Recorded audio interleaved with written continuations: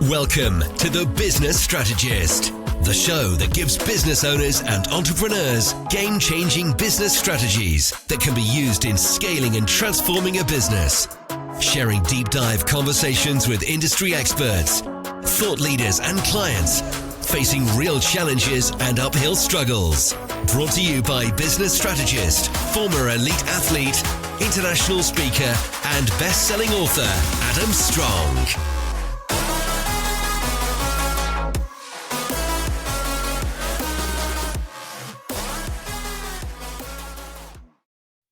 Hello everybody and welcome to the Business Strategist with myself, Adam Strong. I'm super pumped, really super pumped, super excited. Really, I'm excited because this is a new chapter. This is a new beginning. This is a transformation, ladies and gents. And so when one door closes, another door opens. So welcome to the Business Strategist. And first of all, I want to welcome back some of our loyal listeners as well. We have listeners from 52 countries around the world. So super excited about that. And for you guys that are new to this, congratulations and welcome to the Business Strategist. So really looking forward to today. One of the real reasons why I decided to kind of jump ship and do a massive upgrade of everything is because I wanted to make sure that everything in terms of our messaging, in terms of who we are and what we stand for, came across a lot more simple, a lot more easier to understand. So really super pumped and super excited. Now, if you're listening to me live, use the hashtag live, use the hashtag replay. If you're listening to the recording and you like what we like what you hear, then great, fantastic. If you get some value, then amazing. What I would say to you, depending on when you're listening to this, of course, I would highly recommend that you rewind and re-listen to this because I'm going to be dropping some massive value bombs. So make sure you got notebook and pen handy because it's going to be it's going to be a great show today. So I'm going to be doing a solo episode with you guys. And so what's today's show all about? So I want to talk a little bit about how to increase your influence, okay, without the need to feeling as if you're manipulating your audience, right? So that's what I'm going to be talking a little bit about today. And it's interesting because many years ago, I thought that influence was, as I said to you, I thought it was manipulating the audience or getting them to do something when they felt uncomfortable to do it. Does that make sense? And, I didn't quite grasp the understanding. And what that did is it actually, my sales, my conversions, and my ability to forge long-term, strong relationships took a huge hit. All right. And so it wasn't until I came across an amazing book, by the way, called Influence, The Psychology of Persuasion by Dr. Robert Cialdini. All right. It was written many years ago. And recently, a few years ago, he upgraded that book and made it, just changed a few of the strategies in there. But he wrote 7 principles of influence. And we're going to go through those, guys. We're going to go through those 7 principles with you, how to apply them. And I'm going to share some stories about how I've used them in my own business, but then how you can then essentially use them in yours. So I hope this is going to be of value to you.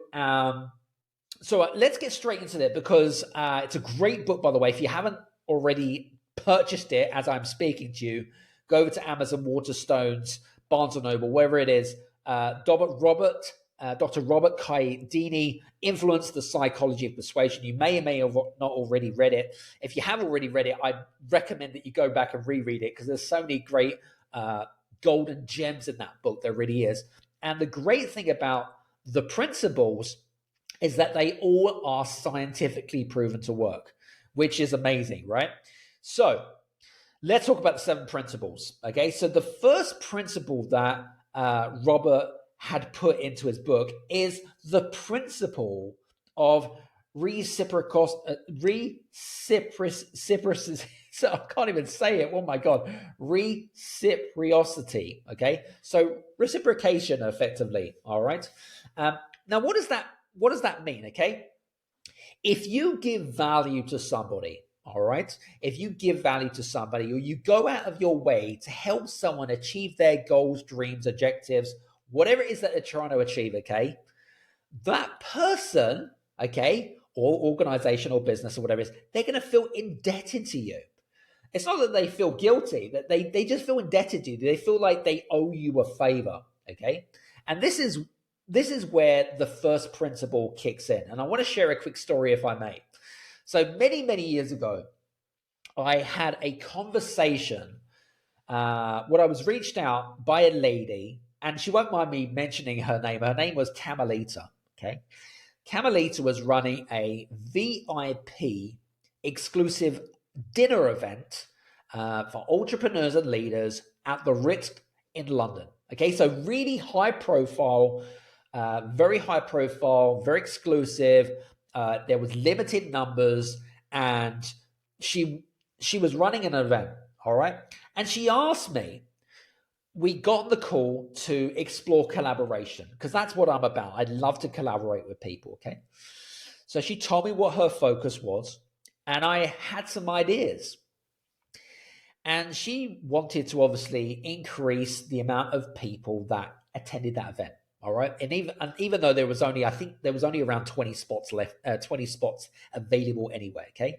But she wanted to effectively bring more high net worth individuals, high experienced business owners to that event. Okay. And I have a very good network of reaching out to people. Okay. So what I did is I reached out to people within my network. I created that vision and I sold that event on behalf of Camelita. Now, I didn't expect anything in return. Okay. I had zero expectation. All right. And it was a high ticketed event. All right. So I can't remember the tickets. I think they were around £500 or whatever it is. Okay.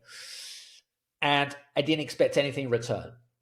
All I knew is that I believed in what she was selling. Okay. I believed in what she wanted to achieve from that event, and that there was going to be some very high profile celebrities in our industry.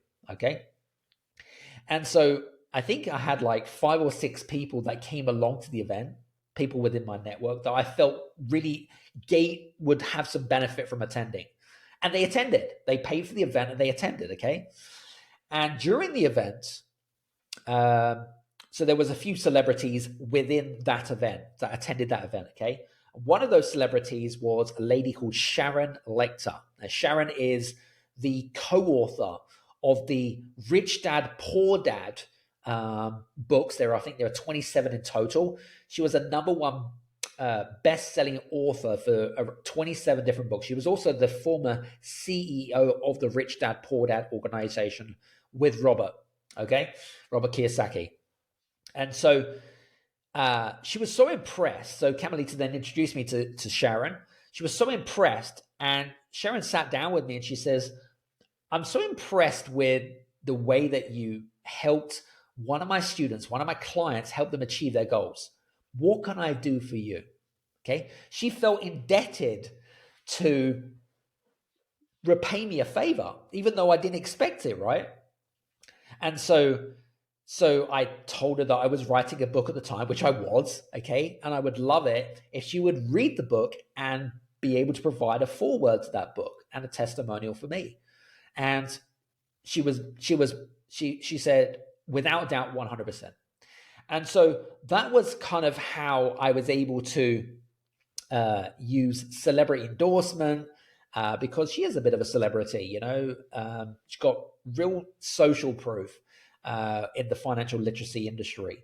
And so we was able to do other business projects and collaborations and synergies. And that's just one way in which you can reciprocate. All right. Another way in which you can reciprocate, for example, on this podcast, right? I get so many people that pitch to me that wants to get on the podcast, okay? But I turn 99% down, okay? Because this podcast, specifically this show, is not about the individual. It's about you guys that are listening in, all right?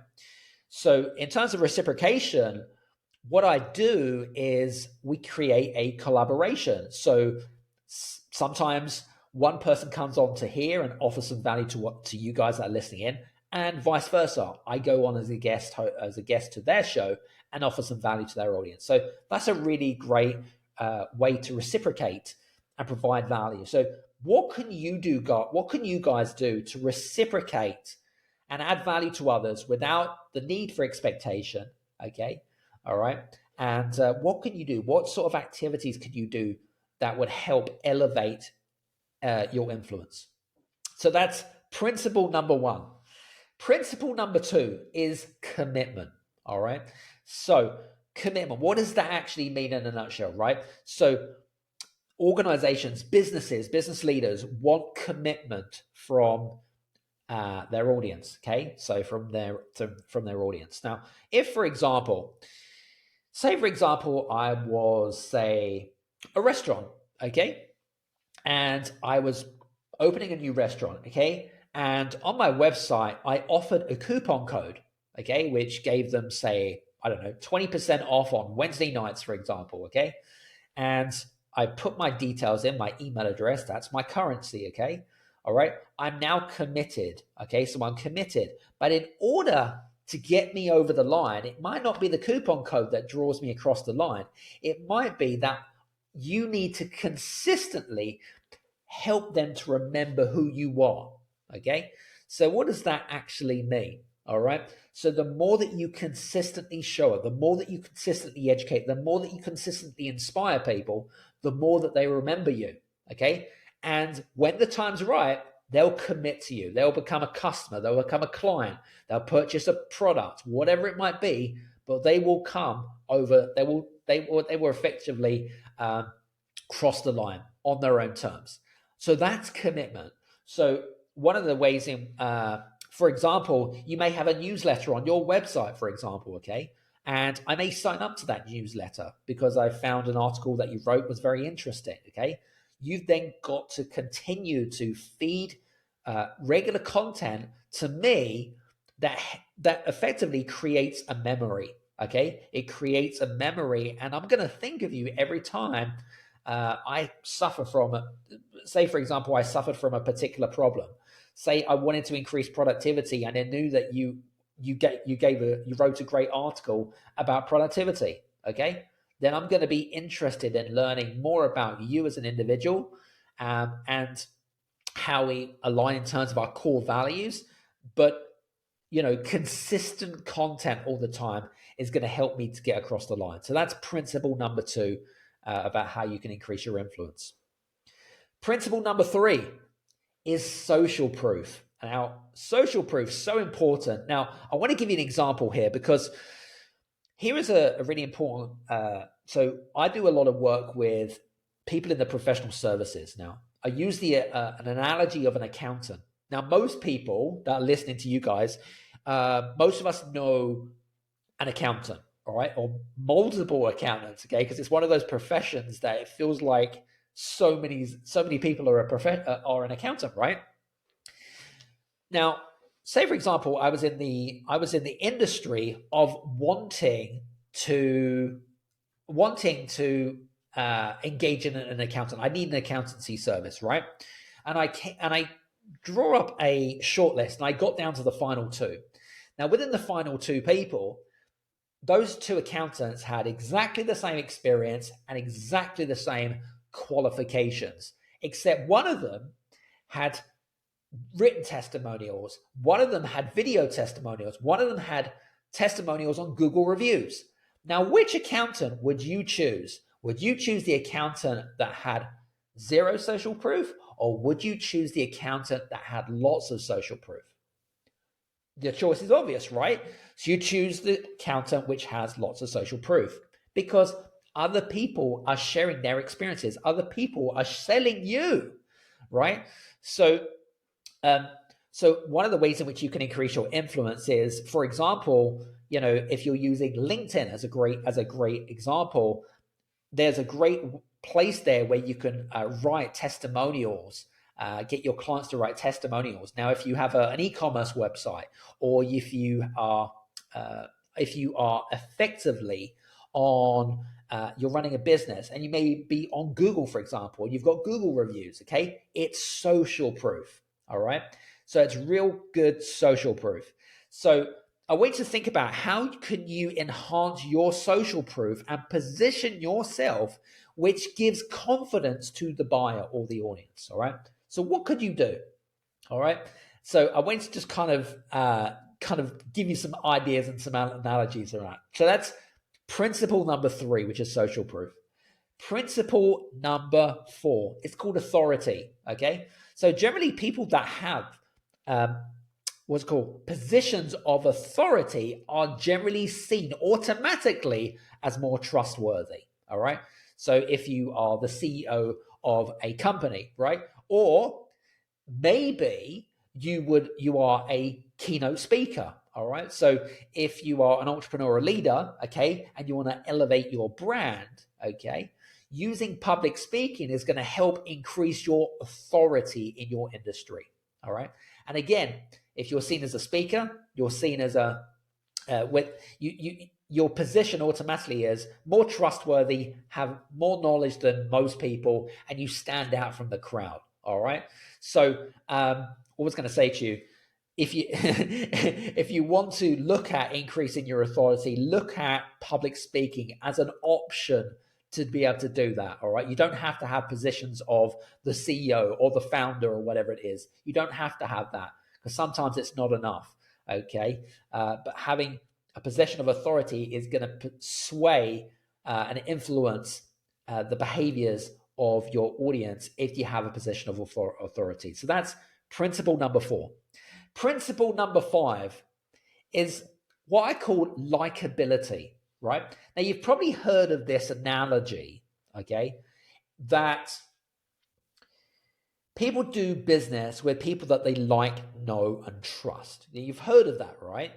So if you're more likable, okay, then I'm more than likely, I'll feel like, if we have similar core values, and one way in which you can increase and improve your likability is using empathy, okay? So, for example, if you're sitting down with somebody, whether it be on Zoom or face-to-face or whatever it is, okay?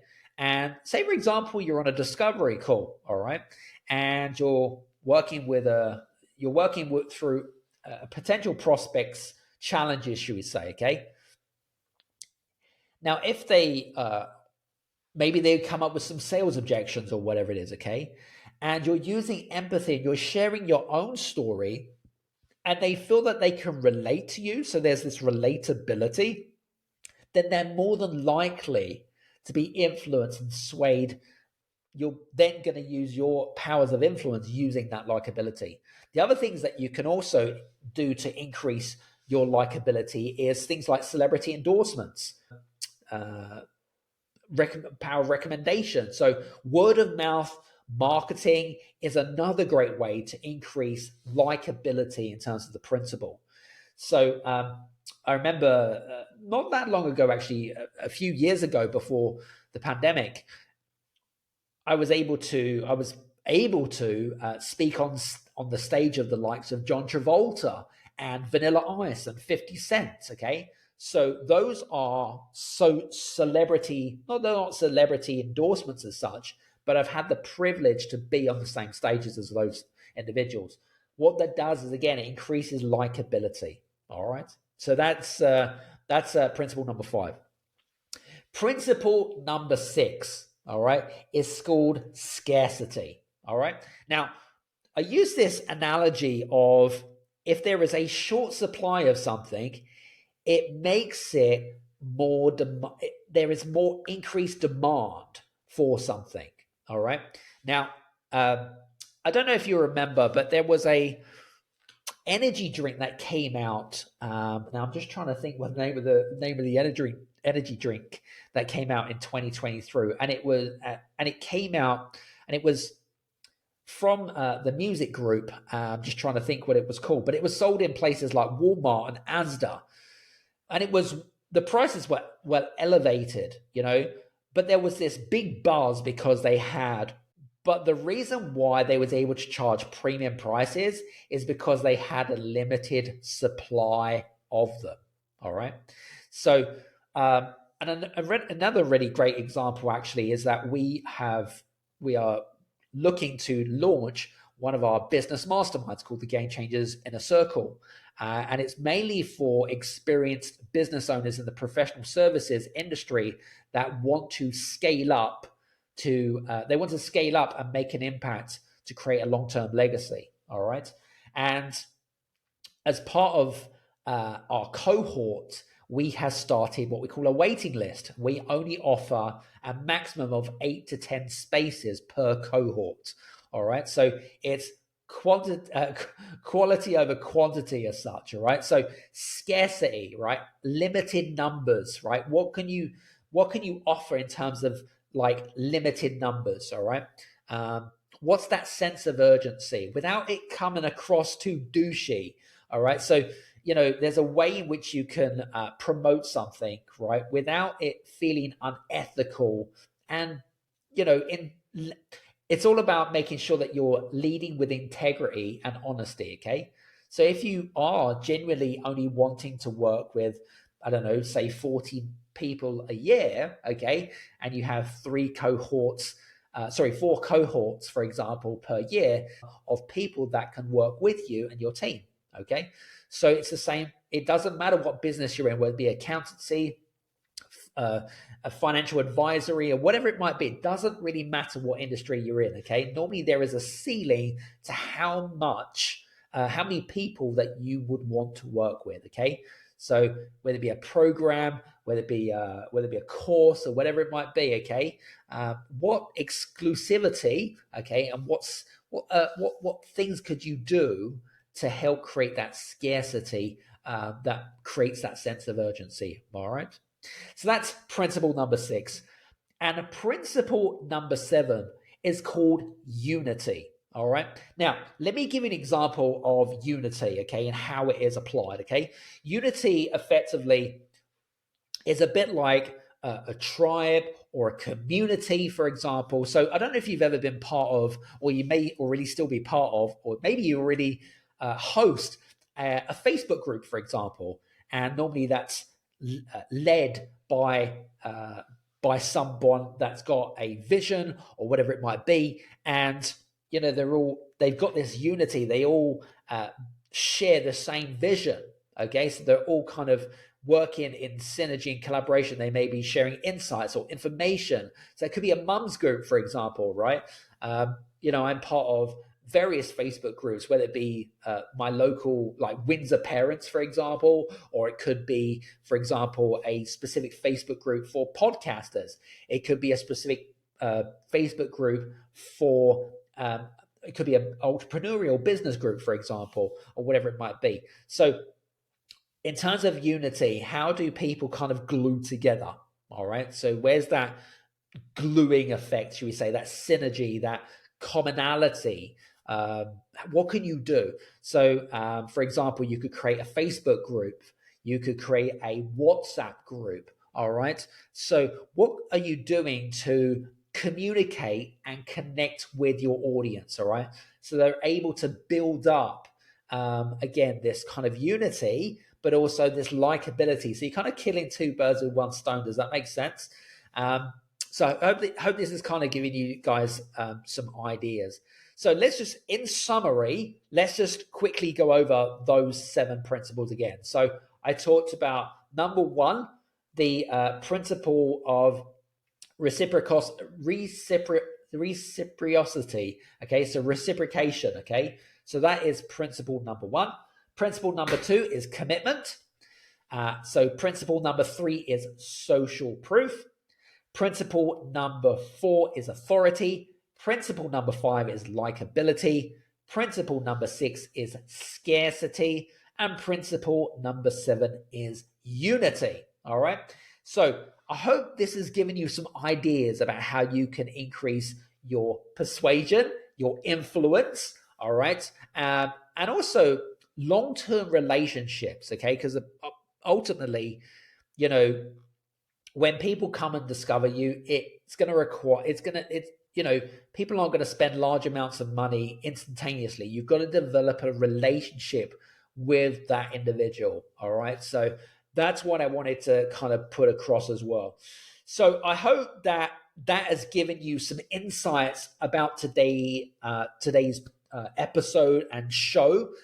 Do me a favor, if you're not already, if this did give you some value, we have a great link actually where you can actually purchase a cup of tea for me. We have a big, one of our big missions is to increase the amount of impact that we're having in the world for leaders and entrepreneurs. So we really want to drive as much impact as we can and make a real big impact to everybody around the world using some of the principles, insights, and tools that we're providing for you. Now, if you believe that you've got some value from today, please do me a favor, purchase a cup of tea. Now, if you make a donation to us and it's £10 or more, I will send you a copy of my book, Play the Game. If you purchase a cup of tea of £25, I will send you a personalized signed copy of a book within the UK, and I will send it to you with postage as well. So listen, first of all, thank you so much for listening in today. We've got some amazing topics coming up, some amazing guests, some amazing one-on-ones. And hopefully you guys have enjoyed today's show. So listen, if you aren't already following me over on LinkedIn, please go over and do so as well. And also on YouTube as well, subscribe to the channel and make sure you click on that bell notification. Anyway, from me, Adam Strong, thank you so much, and speak to you soon. Take care. Bye-bye.